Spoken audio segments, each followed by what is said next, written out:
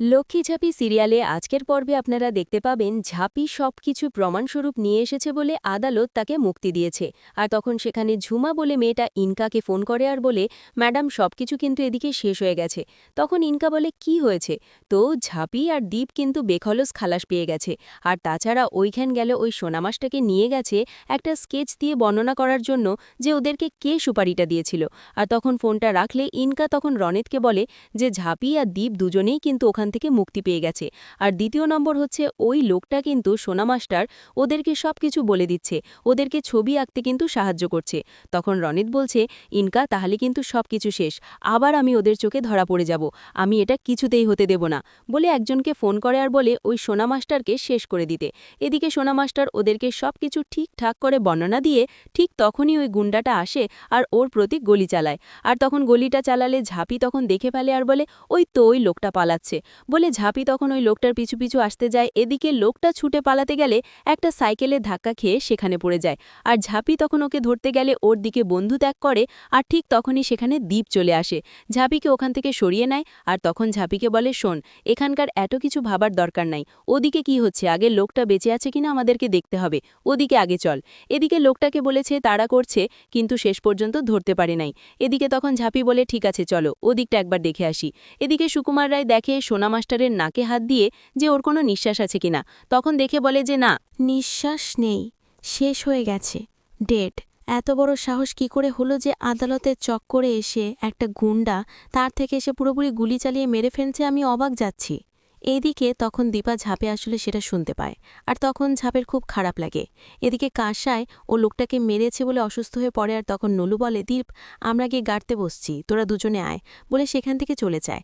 তখন ঝাঁপি দীপকে বলে, এটা তো আমার জন্য হয়েছে, বল এই লোকটা আমার জন্য মারা গেল, আমি তো এতটা চাইনি গো, আমি শুধু নিজেকে নির্দোষ প্রমাণ করতে চেয়েছি। তখন দীপ বলে, দেয়াল ঝাঁপি তোর জন্য কিছু হয়নি, নিজে গায়ে তো নিয়ে নিস না খো। কিন্তু লোকটা তো বলতে পারল না যে কে কি করেছে তা।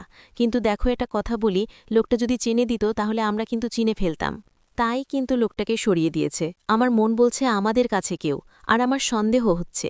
কিছুক্ষণ পর ঝাঁপিয়ে দীপ সবাই ওখান থেকে বাড়ি চলে আসে।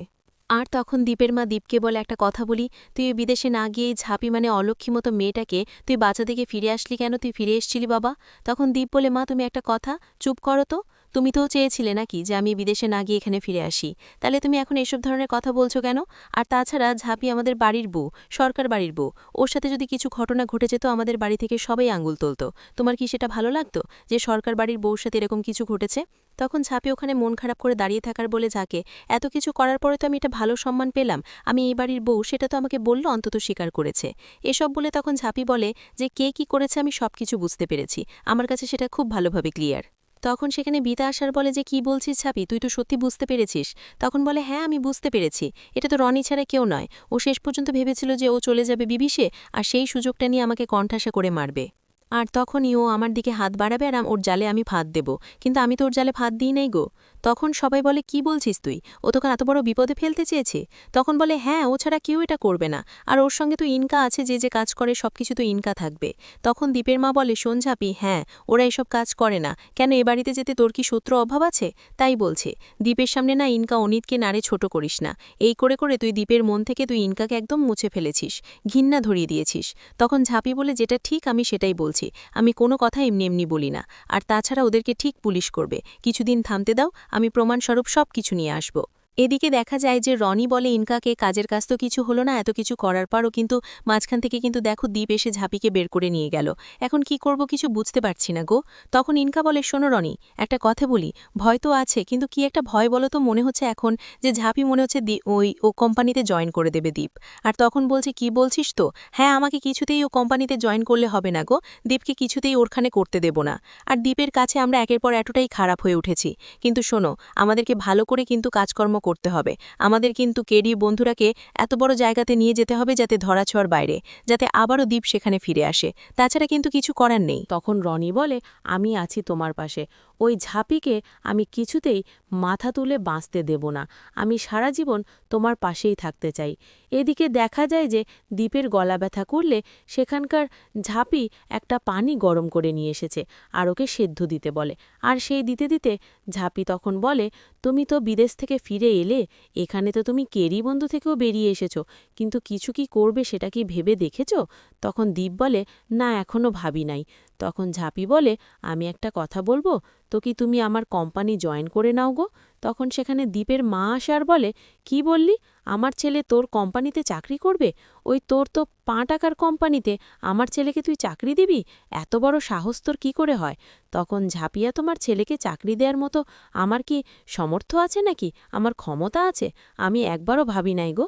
কিন্তু দাঁড়াও, তোমাকে এমন একটা জিনিস দেখাবো, সেই জিনিসটা দেখলে তুমিও কিন্তু বুঝতে পারবে যে ও শুধুমাত্র আমার কোম্পানিতে চাকরি করবে না, আমার বিজনেস পার্টনার হিসেবে কাজ করবে। বলে সেখান থেকে চলে যায়। আর তখন পিতা আর কাছে বলে, ও আবার কি করছে, আর কোথায় বা গেল, আর কি বা আনতে গেল? তখন বলে, ও মেয়ে নাকি বলছে আমার ছেলেও কোম্পানিতে চাকরি করবে। তখন ঝাঁপি ওখানে একটা কাগজ নিয়ে এসে আর বলে, দেখো, এই কাগজে কিন্তু দুজনেরই নাম আছে। ওর কোম্পানিতে কিন্তু আমরা দুজনেই বিজনেস পার্টনার। এটুকুই। ও যেদিন ইচ্ছা হবে সেদিন জয়েন করবে। আমি শুধু বিজনেস পার্টনার হিসেবে কোম্পানিটাকে এগিয়ে নিয়ে যাচ্ছি। এটুকুই। এটা কথাটা শুনে দীপের খুব ভালো লাগলো। দীপের কাছে আসে ঝাঁপি আর তখন বলে, তুমি করবে তো? আমার বিজনেস পার্টনার হবে তো? তখন বলে, শোন একটা কথা বলি, তুই যে এই কাগজে আমার নামটা দিয়েছিস, আমি সত্যিই খুব খুশি। তখন দীপ মনে মনে বলে, না, ওর বিজনেস পার্টনার হতে গেলে আমাকে ওকে ২৪ ঘন্টা ওর সঙ্গে থাকতে হবে। তখনও ভাববে যে কি আমি ওকে ভালোবেসে ফেলেছি, কিন্তু না, এটা ওর মনের ভিতরে আনলে চলবে না। আর তার জন্য ওর থেকে আমাকে দূরে থাকতে হবে, কারণ আমি তো ওকে কখনো ভালোবাসতে পারবো না। তখন দীপ বলে, শোন ঝাঁপি, আমি ওখন কোনো বিজনেস পার্টনার জব করতে পারবো না রে, আর কোনো কিছু করে এখন উঠতে পারবো না। আমি সবেমাত্র একটা বড় ধাক্কা খেলাম, তো আমাকে একটু সামাল দিতে দে, তারপরে কিছু একটা আমি নিজের ব্যবস্থা নিজে করে নেব। বলে সেখান থেকে চলে যায়। তখন দীপের মা আসে, ঝাঁপিকে বলে, বাবা, সেরা কথা শুয়ে লাখ টাকা স্বপ্ন দেখছে, আমার ছেলেকে নাকি ও চাকরি দেবে। এসব বলে তখন কাছে সেখানে আসে, বলে, ঝাঁপি, মন খারাপ করিস না, তুই তো জানিস মা এরকমই। তখন ঝাঁপি বলে, না গো, আমি মন খারাপ করিনি গো জেঠিমাবা, কি ভুল বলেছে। ওর মতো ছেলেকে আমার কাছে আনতে গেলে, আমার বিজনেস জব করতে গেলে তো সত্যি কি আমার ভাগ্যের ব্যাপার গো। এসব বলে এদিকে তখন বিধান বলে, ও তাড়াতাড়ি আসছি বাথরুম থেকে। জোরে পেয়েছে বলে যেতে গেলে ওর মামোর কাছে আটার প্যাকেট কাগলে সেটা ধাক্কা দিয়ে পড়ে যায়। আর তখন বিধানকে বকাবকি করে শুরু করলে ঝাঁপি সেখানে যায় আর বলে, দাঁড়াও, আমি আটাগুলো তুলে দিচ্ছি, বকাবকি করো না। তখন আটা প্যাকেটটা তুলতে দেখে যে একটা বিউটি কন্টেস্ট প্রতিযোগিতা আছে, সেখানে জিততে পারলে ৫০ লক্ষ টাকা দেবে।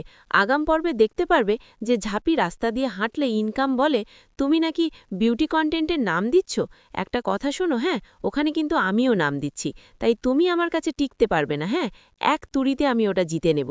তখন ঝাঁপি বলে, তুমিও আমার কাছে টিকতে পারবে না, দেখে নাও কি হবে। কিছুক্ষণ পরে দেখা যায় যে ওই র্যাম্পে ওরা দুজনেই হাঁটাহাঁটি করে, কিন্তু আজকের পর্বে দেখা যাবে যে কে জিততে পেরেছে আর কে পারেনি। তো আজকের পর্বটা কেমন হয়েছে? যদি ভালো লাগে তাহলে কমেন্ট, শেয়ার, সাবস্ক্রাইব করবেন। আর কোন কোন সিরিয়াল আপডেট পেতে চান অবশ্যই আমাকে বলবেন। আর আমি যদি কোনো জায়গাতে ভুল ত্রুটি বলে থাকি তাহলে আমাকে ক্ষমা করে দিবেন। আর হ্যাঁ, ভালো ভালো কমেন্ট করবেন প্লিজ, আপনারা কোনো মন্দ কমেন্ট করেন না।